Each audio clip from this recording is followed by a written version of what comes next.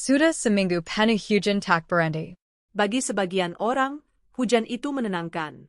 Tapi bagi Nadia, hujan cuma membuat segalanya terasa lebih berat. Payung rusak, sepatu basah, rambut lepek, dan nilai ulangan matematika yang lagi-lagi merah. Kenapa sih hidup aku begini terus? Gumamnya, menendang genangan air di jalan.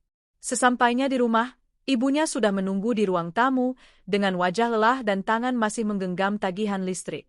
Nadia, bisa bantu Mama jaga warung dulu malam ini? Capek, Ma. Aku juga pusing sama tugas-tugas sekolah, jawab Nadia ketus. Ibu hanya diam. Suaranya tertelan bunyi hujan di atap. Malam itu Nadia menatap langit lewat jendela. Awan kelabu menggantung berat, seolah ikut menertawakan hidupnya. Ia menarik napas panjang dan bergumam lirih. Kalau Tuhan benar-benar dengar, kenapa aku harus terus susah? Keesokan harinya di sekolah, Nadia duduk termenung di pojok kelas. Teman-temannya tertawa riang, tapi ia hanya diam, memandangi buku catatannya yang kosong. Ketika bel berbunyi, guru mengumumkan bahwa akan ada lomba menulis esai tentang syukur dalam hidup. Nadia mencibir dalam hati. Syukur? Untuk APA? Aku bahkan gak punya hal yang bisa disyukuri. Namun, malamnya, saat ia membuka buku harian lamanya, ia menemukan tulisan dari neneknya sebelum meninggal. Nak, hidup memang tak selalu mudah. Tapi kalau kamu berhenti mengeluh dan mulai berdoa, kamu akan lihat betapa hangatnya pelukan Tuhan di tengah dinginnya hujan. Kata-kata itu seperti mengetuk pintu hatinya. Lama Nadia memandangi halaman itu, lalu menutup buku sambil menahan air mata. Untuk pertama kalinya, ia tak mengeluh malam itu. Ia hanya menatap langit dan berbisik pelan. Ya Tuhan, kalau Engkau masih dengar, tolong aku belajar ikhlas. Hari-hari berikutnya tidak langsung berubah. Masalah masih ada. Ibu tetap sakit-sakitan, nilai-nilai sekolah belum membaik. Tapi ada sesuatu yang berbeda, Nadia mulai diam. Ia tak lagi menyalahkan hujan, tak lagi berteriak marah. Setiap malam, sebelum tidur, ia duduk di tepi ranjang, menutup mata, dan berdoa.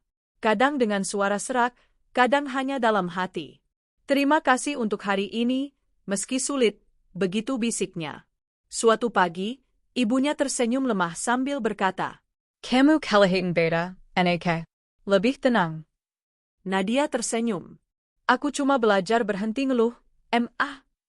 Ibunya menatapnya lama, lalu mengelus kepalanya dengan lembut. Hari itu, untuk pertama kalinya setelah sekian lama, Nadia merasa lega, meski hidupnya belum sempurna. Ada damai yang tumbuh perlahan di hatinya, seperti sinar mentari yang menembus celah awan. Beberapa minggu kemudian, guru mengumumkan pemenang lomba menulis esai. Juara pertama, Nadia Putri, dengan tulisan berjudul Doa di Tengah Hujan. Kelas hening sejenak, lalu tepuk tangan menggema. Nadia menatap ke depan dengan mata berbinar, tak percaya. Ia menulis esai itu dalam satu malam, bukan karena ingin menang, tapi karena ingin jujur pada hatinya. Dalam tulisannya, ia menulis, "Aku berhenti mengeluh bukan karena semuanya membaik, tapi karena aku mulai percaya Tuhan sedang mengajarkanku sesuatu." Ketika naik ke depan untuk menerima penghargaan, air mata menetes di pipinya. Ia menatap keluar jendela, hujan turun lagi. Tapi kali ini, ia tersenyum.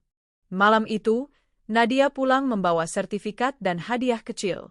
Ibunya menunggu di teras, batuk kecil terdengar, tapi senyumnya tulus. "Selamat ya, Nak.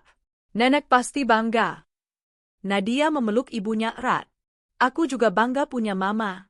Maaf kalau aku sering ngeluh dulu." Ibunya mengusap air mata di pipi anaknya. "Enggak apa-apa. Kadang kita memang harus hujan dulu biar tahu rasanya pelangi." Sejak malam itu, Nadia tak pernah lagi marah pada langit. Ketika hujan turun, ia membuka jendela, menatap langit, dan berdoa. Bukan untuk meminta keajaiban besar, tapi untuk berterima kasih. Karena akhirnya, ia mengerti. Doa bukan untuk mengubah keadaan, tapi untuk menguatkan hati yang menjalaninya.